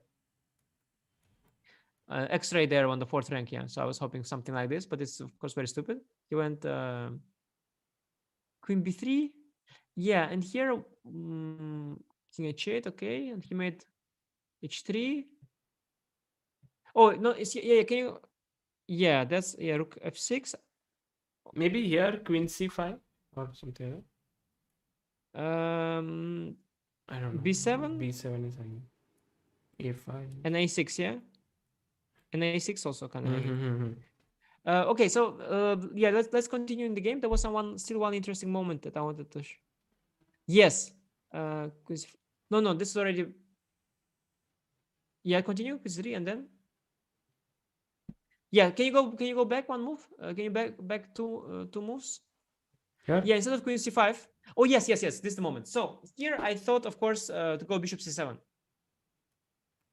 Now b4. Now, before I will go. Let me think what I can go here. First of all, at this point, I was already not so much worried about b5 because it's already. But let's say I can play. Yeah, I can play b6. Yeah, but it's so terrible. He can take on b6, bishop b6, and play c5. And DC, he can play BC. And again, if I lose this D pawn, these E pawns are completely dumb. My hope is to push D5. That's the only point. Hmm. And now bishop c5, rook c1 is spin. But what I wanted to show you, can you go back? I don't remember how it was relevant and in which version, but there was, instead of b4, in such position, option of c5. And that's a very beautiful position I wanted to show. dc5. And yeah, this position was very beautiful. I think this is a disastrous position for black, because now he lost the pawn just like this. Yeah, he gave it up. But I don't have d5 anymore, and I have no hope of ever improving my pawn structure. He just blocks the c4 square. Let's say he can play Yeah, I queen would. I c4, mean, it would be nice to get the knight here, but but it's not even relevant yet. Let's say you bring the queen there to c4. You have the d file. Black has zero counterplay. There is nothing I can ever do. b5, he always goes ab, and it's a very sad position. So this was terrible. I uh, wanted to avoid it but at all costs. can you not do like this, like typical like Shin sacrifice like this, or Here not, because usually it when might you be do very that, nice. Hmm. yeah, somehow you still solve some problems. Now here you don't solve any problem. He'll just Yeah. take, and still you have the Also, light squared this is issues. weak. Yeah. Yeah, yeah, yeah. So Wow. Actually, someone in the chat said that, when you reach this position like this, I mean, at least when I was commentating and trying to understand it, I felt that this is very, very passive and close to minus lost for you. But you He's said lost, in completely the lost. post game interview that you were quite okay with your bishop, and you were like that d5 may Well, I'll come at. explain you. I'll explain you what it is. So Sagar, at the one move ago, so you see when he played. Oh yeah. So when I played this queen c5 move, followed by bishop c7, can you go back a move? I was mostly concerned not to allow c5, yeah, and I wanted to play to meet c5 with d5. So before queen c6, c5, I wanted to go d5. I thought I need to keep this pawn fluidity, yeah. I need that, otherwise my position disaster. So this is okay. And then I thought from afar, if b5, I'll play queen to c5. If b6, I'll put bishop to d8, then bishop to e7, then rook to c8, and I made 200 moves in my head, and it looked not so bad, you know. Mm. I wanted to keep the d6, e6, e5 pawns, you know, not to have them disrupted. But then I realized somewhere after b5, when he was about to go b5, it hit me. After b5, queen c5, can you go move back? He has the move queen a3. And that's where I realized I'm completely lost. Completely lost. Because if I take on c4, I lose the bishop to Yeah. rook c1. And if he takes on a3, sorry, if I take on a3, endgame, I'm of course completely busted. Completely. Really. Then suddenly I But you realized, reach yeah, the I'm same gonna. endgame in the game almost. No, not the same, not the same, not the same, not the same, not the same. He has Look, not pushed b6 yet. he has ideas to penetrate on the b file, and what gave me hope here, I suddenly saw the move d5 here, and I thought maybe, if let's say he takes everything on d5, which is probably not the best, maybe I have some bishop to d6, maybe d5 pawn a bit weak, maybe I have some drawing chances. Mm. Yeah, maybe I will be able to get some 3 versus 2 on one flank. Maybe I trade all the pawns, a5 pawn, I will win maybe. So I gave me some hope, but I was sure I'm completely lost. Also, after d5, can we show that position? He has a lot of beautiful responses. For example, he can Oh. play c5. Yeah, c5, ab c6. No, it's too much.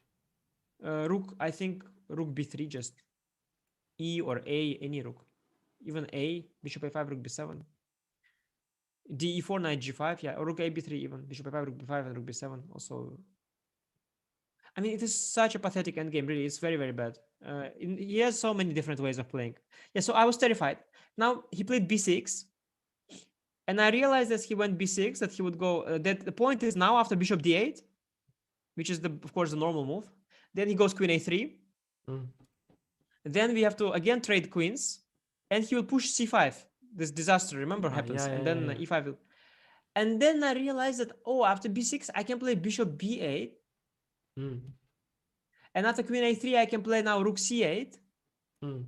Or no, here I have queen c4, even queen c4 I have, because d6 pawn is protected. Right.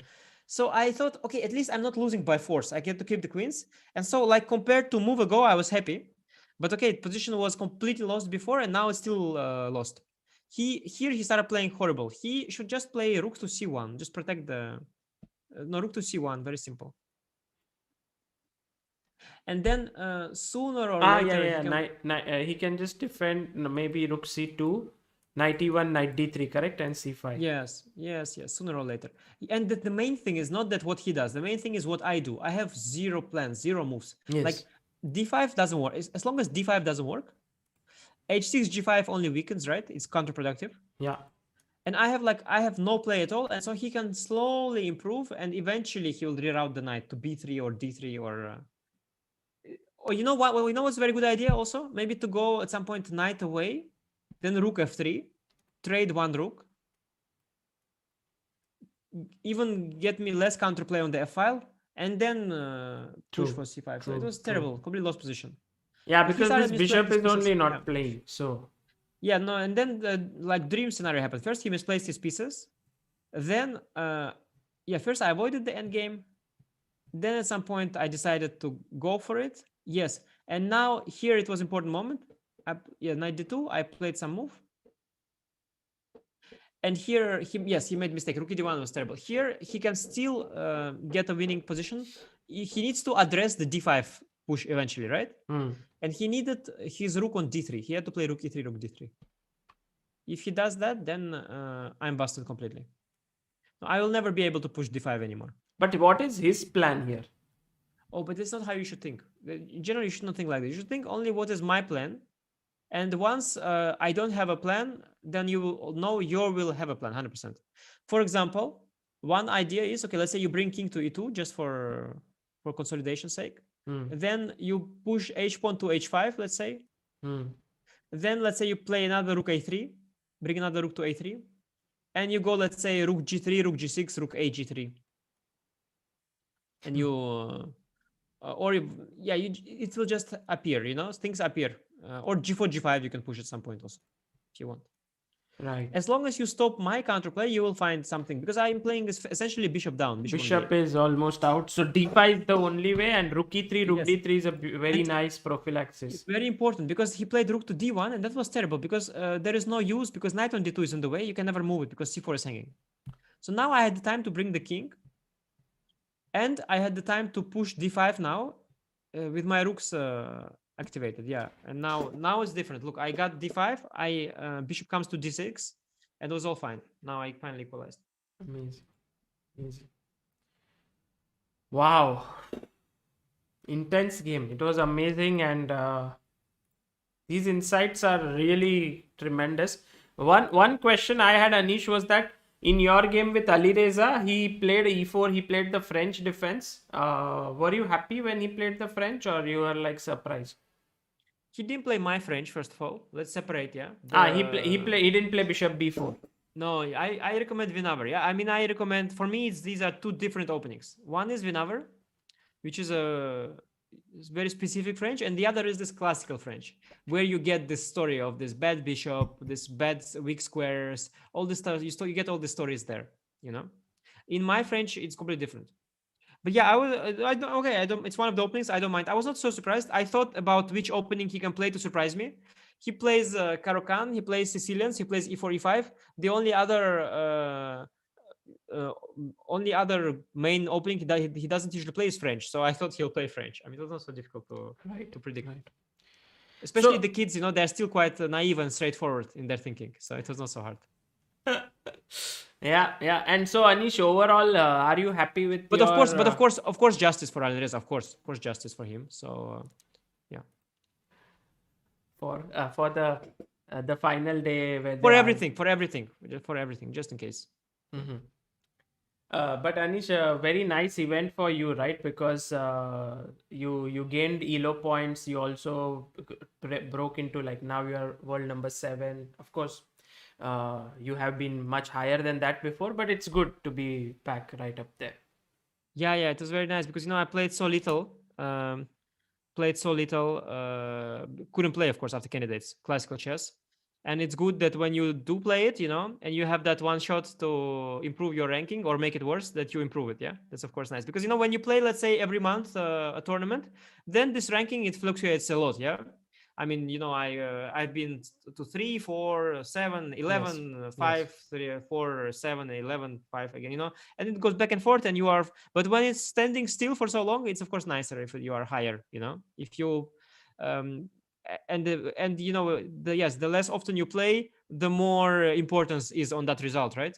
So it's very good to right, get a right. good result for sure, for Yeah, sure. yeah, Also, it gives me motivation, and so it's very important, because for me, I always see how events affect, and I know from myself, and I think the only good thing I can take from the result I had, and I'm honest here, not just trying to make myself feel better, but I'm honest here.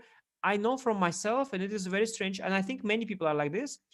I am more motivated after some sort of failure than after some success. So, for example, I kind of lose focus a bit if I do well. For example, if I win something and celebrate, then I start to become a bit like you feel like it's all good, so you're relaxed. You think like, yeah, it's all fine. It's all going fine. You become a bit optimistic. You think like, yeah, so I'm already playing good. I'm already well prepared. It's all good. I'll be fine. And I think I played now. I won this, so I can say I'll win candidates also. It's all fine. It's all good. But mm. somehow when I have bad results, and I mean really bad ones, like when I lose, like a lot of games, and I'm one of the last, then I feel really the urge, and it gives me a lot of strength to do things that I otherwise wouldn't do. It really gives me a huge So in the boost. long run, it helps you to become a stronger player. Well, short run also it helps to become. But what is very fortunate with this tournament, I think, is that while I still have that feel and urge to do better and improve, I did gain rating and not lose.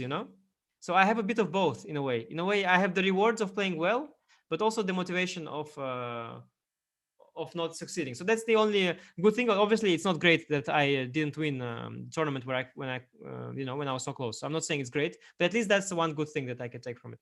Yeah, yeah. And guys, Anish did answer this question about his how he overcomes such losses. So that part I will put it up separately. We spoke about it yesterday on Vidit stream, and I have taken permission from him to put it up. So I'll do that. But I have to ask you, Anish, one question. If Najdorf, someone wants to learn, like seriously, for me, Najdorf looks like an inaccessible opening because it's so complicated and there are so many variations. No, no, Does no, no, no. Yes, yes. See, it's the illusion. It's the illusion. There is a lot inside neither, but you don't have to know it all. And so I'll tell you. Speaking of, I myself thought, why I did French first, because I thought that, okay, it's something I can teach in a limited amount of time and something that is relatively small. And I thought neither would be too big. But first of all, as I did it, the actual course, and I'm not, I mean, I don't expect that people who watch this stream will buy it. Also, I don't think for many of you it's a good idea to buy it because uh, for the amount of money that it costs, let's say, and for most average viewers for their level, there is better way to invest that amount. Yeah. So I'm not recommending to buy or necessarily, but still, speaking of the course, I think it is like 24 hours. I think that was also a fun fact. Yeah. So you can spend 24 hours. Imagine you start my course now, tomorrow, exact same time, you know all of my course.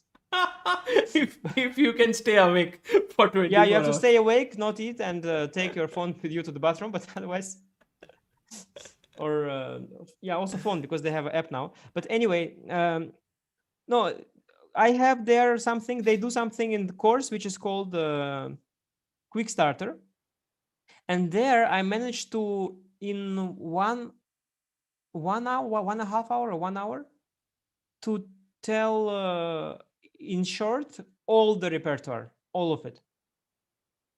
And then someone like Sagar, I mean, for someone like Sagar, for you, Sagar, and I don't speak here to most of the viewers, of course, for someone like you, this is absolutely a good starting point. So let's say if it's someone like you who wants to take chess seriously, first of all, you have the money, let's say, that you can spend on the course, yeah, and you take chess very seriously, and you have the level. You are already either a strong club player, because Sagar is overqualified, but okay, so also it's for you, is also fine. Even for Niels, it's fine, as we saw. But if you are, let's say, serious amateur or a club player, then yeah, you can basically start with the quick starter there. I think if you add to it, for example, Bishop G5, Najdorf, yeah, this is a very serious one where you have to know theory. That is 1-2 more hours. I think within 3 hours you will have perfect starting point. And then already, let's say you prepare for your game and your opponent, plays only a4 Najdorf, yeah? Then you can look that chapter, which is, let's say, 30 minutes, yeah? Or your opponent plays, then you can go in depth as the time goes slowly within the next few months. You can go in depth to one or the other chapter. So I don't think it's that hard to start. And honestly, it's an illusion. Najdorf, 80% of the Najdorf is the same structure. E5, D6, something like that. Yeah, let's say bishop e2, e5, knight b3, bishop e7. Yeah, let's make these moves. 80%. That's 80% of the Najdorf. There are like 100 different lines, but essentially this is the structure you get. And more or less, it's all around the fact that the knight on b3 is far from d5 square. That's all that it is about. And there are hundreds of different versions of it, but essentially it all comes down to this. That's how simple it is, Or if white goes knight f3, then this knight is again far away from this. It's the same. That's why they are identical. It's not exactly the same. It's almost the same. There are it seems complicated, and there's like 100 lines, but of them 80 are the same, just about this knight being far from d5 square. It's so interesting that you can just break Najdorf down into this knight reaching d5 when e5 is played. That's all it's honestly. That's all it's about. That's Really? all it's about. Yeah, more or less. From my experience, that is absolutely all it's about. That this knight is far from d5 square, and that's why black is okay, and that's why white is struggling, to bring it there. And the whole game revolves around: can he bring or can he not bring this knight? And it's a horrible knight. And there are a few lines where, like bishop g5 Najdorf, where there is some theory. That's why I say that bishop g5 Najdorf we should look seriously separately. It's 1 hour more for you, but mostly it's not like you need. It's much simpler than it looks. The thing is, Sagar, it's my coach was telling me, and that's okay. Something that's relevant for high level. He was always saying, there is something that you haven't checked. You think it's something huge, yeah? You think like, okay, there is, let's say, this King's Indian, the main line of King's Indian. It's so sharp, yeah. This bayonet attack. There is this some kind of you think, there's Rajabo who actually played yes. it, and then You Kramnik found games. a novelty. Then you take your computer, or in this case a course of someone who explains you, and it turns out it is so much simpler than you thought. This whole thing. So it's only a question of beginning. Maybe it's just the unknown seems the mystery of the unknown. It must be so hard. It must be like there are so many games of in the Najdorf of Fischer, Kasparov, but once you start looking, in 2 hours you already understand what it's all about. Then of course you have to play well. That's harder. I mean, also I understand of course everything, but still I played, like you saw, against Giharo, like like a total baby. Just I played, despite that I know and gave 24-hour lecture on Najdorf, still played like total baby. But at least I know that I play like total baby, and that's what makes a difference. Very, very nicely put. So if guys you want to learn the Najdorf, I heartily recommend Anish's course. This is something that I think he's put in a lot of effort there, and the link is in the description. Oh, Sagar, sorry, by the way, there is this free one also, yeah? Maybe there is a free course actually. There is a free, short and sweet is 1 hour of free course of Anish. Yeah, it's also very nice. Which you can just take, and it's completely free. You can check it out, and if you like, take then it and go. That is 1 hour you can take, and you can start playing Najdorf online or with your friends, and then you think, I'm doing very well, I enjoy this opening, then you can go for the full course. But one thing is for sure, that whatever Anish does, he puts in a lot of effort and does that with a lot of, I know Anish, a lot of players who do certain course just for the sake of doing it. And I think that is, I mean, because their main thing is to play and so on, so they don't put effort. But in your case, that is never the case. Whatever you do, you put in a lot of energy and effort. Yeah, no, I was actually really, I was anticipating, and I was sure that something like what happened in Tata Steel will happen, that it will play a very big role in high level chess, And I'm glad it did, because I was sure it would be the case. Yeah, Because in it's a way, it's yeah, very happy feeling, right? Because everyone for is sure, for playing sure. that. Yeah, Because yeah, no, but I was very imagine you surprised. do this and no one plays it. I think that is worse than. No, but it was unimaginable. I mean, it's such a relevant opening, and the course is has so many interesting new and good ideas that it's clear that people will, they will have a look, and they will tell each other, like the colleagues, they will tell each other that, oh, it's a good one, have a look, and then they will look and they will play, and some people will improve on something, find new ideas, like here Carlson and Jordan found, and yeah, I like that. That's fun. That's fun. Yeah. Also, I like the mind games, like I of like course. that entire story of Nils, which I mean, I would have never known about it if it was not for this stream, where you kind Mhm. of build it up from his game, from Yesipenko, and Yeah, then come to your game and so on. but also it adds some nice extra psychological layer, yeah, like because now it's like poker or chess is a game with they say open information, but preparation is not open. Preparation is closed information. It's like poker, yeah, you have some cards, and now it's like we play poker, but I show like one card that I have. I say, okay, look, this is my card, and I put it in the middle. I say, we both know it. Hmm. Now what do you do, what do you do? And that's a nice one. It's extra Yeah. layer, like this is my course, and what you is, and they see that, say, yeah, okay, it's good, but is it what he plays? Sometimes you see with Giharu, yes, it what he plays, or is it always what he plays? This is Maybe actually it's new, always what no? he plays, but yeah, of course. In top level chess, this making of the course is a new element itself. Like basically earlier it used to be like, let's say Boris Avrukh or someone would write a book. He's not the elite player, but then his material would be used by elite players. But now an elite player himself is writing it. So it's actually a Yes, new. I and have not. I don't think any. Are you the first one who's done something like this? Ah, well, no, I no. think I'm. I think Fabiano. I no people no, but I think I'm one of the first ones who has done it in this way, because usually very strong players, they would hide things, and do a special version for amateurs, yeah. And such version that, let's say, if I look at it, I see like, okay, it's zero value for me. All of this I already knew, and it's useful for amateurs, don't get me wrong, it's still used for amateurs, but for higher levels it's just a waste. It's just too basic.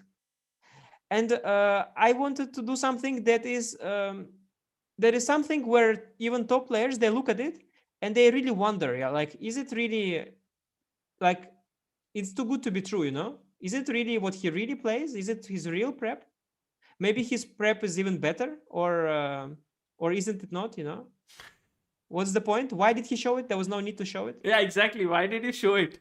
That's Why my did he show this question. new line? Why did he show this new line against the English attack? There were 5 lines that already known. Why did he Yeah, show a new one yeah, that is good? yeah. Why Didn't he did want you to keep do it for it? himself? Why didn't he play it himself? Is it not good enough? But it's good enough. Is it not? See, nobody knows. No, but why did you do it? You know it. Why did you have to do it? That's the thing. You could That's the have games. kept That's the this. poker games. That's the poker games, Sagar. That's the poker games. No, because you could have done the same course with all the known knowledge and, of course, added a Exactly. bit of the layers above it, and you could have sold it. But you have introduced some new, lot of new ideas and all. What was the need for it? Is Yeah, it? that's the question. What was the need? That's the question that everybody has to answer for himself. No, no. You have. You are the author. Come on. No, but because it adds the extra layer to it. It adds the extra layer, because You like that giving for quality. well, not that for sure. For sure. It first of all, it's better for the customer. Yeah, for sure.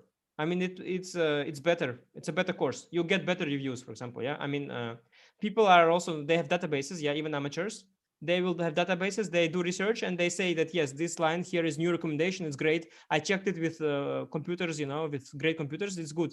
First of all, it makes sense to have good product, but also I like that it contributes and adds to my playing experience. So now I play in the tournament, and I see that it influences tournament, and that's cool. That's nice. Yeah, that's a great feeling. People in the chat saying money, money, money, business. Guys, thing is, he could have done maybe less work than what he put in and made the same amount of money. So actually, that is not the true reason. But it's interesting, and I guess you can check it out from this. Anish, there were some brilliant insights today.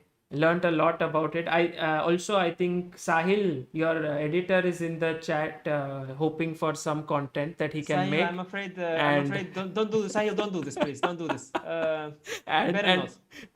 also I think Max was in the chat. It seems like, but I'm not sure if it's the real Max, but could be Max Now, Warnold. Max is so famous now that you are not sure even if it's a real one. Maybe someone else could have made the account. These No. It's Max. It's real Max. Max is bored already. You know, and he spent the last 3 weeks checking this Najdorf, and now whenever he sees Najdorf somewhere on YouTube, he's like, "Oh, Najdorf, let's see." Max, relax. It's over. You can rest. Have a break, man. Max like, Najdorf, something new to check. Something new to check. He calls Jordan. Something new to check. You saw his video with Sagar. Something new to check there, I think. He knows bishop d1, queen c8, king d8. We have to go deeper. the life of a second is not easy, guys. That's for sure. But they are good Lot of friends. We hard work work. together, of course, also with Max. Wasn't he on one of these streams where IM versus GM like that? Yeah, one? I mean, that's the thing. I was mad at him when he became a GM because he was my gold mine. You know, I knew he is way stronger than I am. Like he is like by far he's a strong GM already, I think. But he was still I am, you know. And I could play this match because I could play a match with any GM plus IM combination and we would win because Max is just super good, yeah. So he was like my secret weapon, and then he became grandmaster. Of course, he just had to play 2 tournaments. He immediately made the norms, of course, obviously. Yeah, he's like far stronger than I am already. So he immediately became, and now he's grandmaster. I cannot anymore do this trick. Well, you can still do it if with some Indian young kid who is 2500 plus and IM, and then it can be a little close match. But Yeah, but okay. Scale Tail says, great session, buying the course for sure. Thanks for this great session. Great. Guys, by the way, it was not really it's not the main point, yeah, to advertise because I already seriously my sales of are fine, absolutely don't care. It's just that we wanted to do with Sagar some kind of stream already for a while, and this is a nice. I can tell one reason why I do this, because I know that whenever Anish speaks about chess, there's always some great thing to learn from. That's my reason of doing this. Yes, and I always need some kind of setting in which I can roast with it, yeah? And I cannot just make stream called me and Sagar Shah roasting with it. So we have to pretend that there is something going on. So now we say Sicilian Najdorf. And in between, we can nicely roast with it, make jokes about number 3, number 2, and all that. So it's fine. Yeah. Mr. Great 1234 says, super showing Anish, fantastic. Now that you are back, can we have you scamming us again before you head off to Champions Tour? Maybe bring Raja too. You mean the stream? Yeah, I will see if I have the time. Of course, now 2 days also, only left. I have all these tournaments coming. Not only the rapid ones, but also classical are coming back slowly. Yeah. So I will have the candidates, then hopefully Grand Chess Tour also, and that requires different level of preparation. You know, classical tournaments. It requires so much more time and focus, so much more. That's why, for example, Hikaru, yeah, he chose not to play. Okay, he also cannot play now, but he clearly chose to focus on rapid and blitz because he knows that he will not be able to find the time, you know, to stream professionally as great as he does. Played all these fantastic rapid and blitz events, but at the same time, you know, yes, to prepare for classical event, it different level of it requires absolutely everything different. Correct. And it's just a different game, and you need so much more time and effort, and I think that it will be harder for me, but I will try to stream now and then something for sure. Yeah. Also, if only for Sahil. I mean, I feel so bad. The guy's already coming up with Joe Rogan and all kinds of things. I don't give him even one stream per month, yeah. Well, so I'll try. He will figure out some way by using your already existing there's a lot of things that are there. from your channel. I think there was a time when you streamed very regularly. In fact, there was this golden period when you organized matches, like Yes, yes, with yes, yes, Prague yes. coming Great. in, and with Nihal, and with youngsters, and AD, and Vidit, and Blind. Yes, I I mean, had a few epic streams. Few epic yeah, streams. yeah, We had the blindfold stream with Vidit. I don't remember yes. which. On my channel, I think. Yeah, it was. Yeah, yeah, of course. I got all the super The chats. super Yeah, yeah, I chat remember. one. Yeah, yeah, yeah, yeah. The one where with you and Vidit, and we had lots of great streams.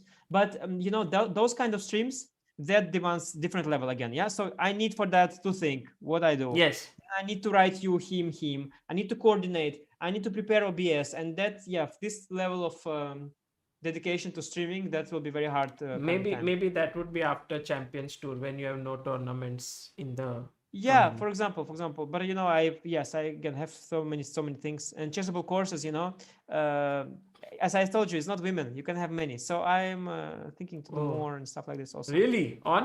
Yeah, I have to. I'll not tell you. Just a mild, like a feeler for people to. It will be epic. Okay. I mean, as good as Najdorf. Yeah, some opening which is as big as Najdorf. Yes, it's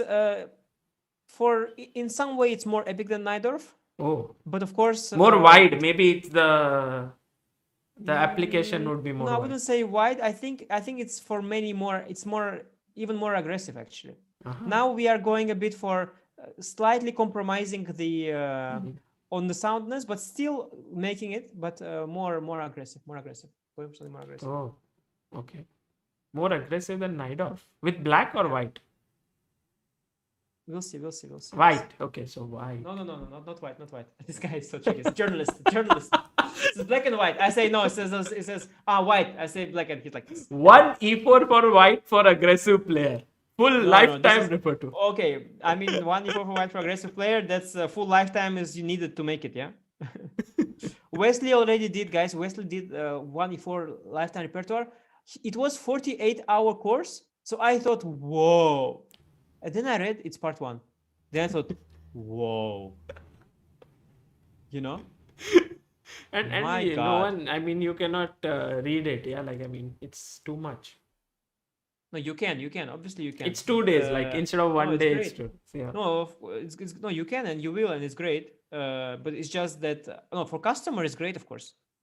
I mean, It's 48 just for hours. It's Wesley. just like you to remember it. It's tough, but okay. I mean, But that's the thing with I speak also about it in my course. You don't have to remember every single move. It's like story. For example, now Sagar, we looked. You don't need to remember. You remember the knight on b3 and d5 square, right? It's basically these kind of things. Is what, and that's 80%. To actually remember, you need to remember 4 or 5 lines, and that's it. The rest you don't need to remember. The rest is just understanding. amazing, guys. Okay, so check it out in the description. I also put the short and sweet course, which is free, and also the main one. Anish, it was a pleasure having you discussing about Najdorf. Thank you so much, and chat. Thank you all for watching this.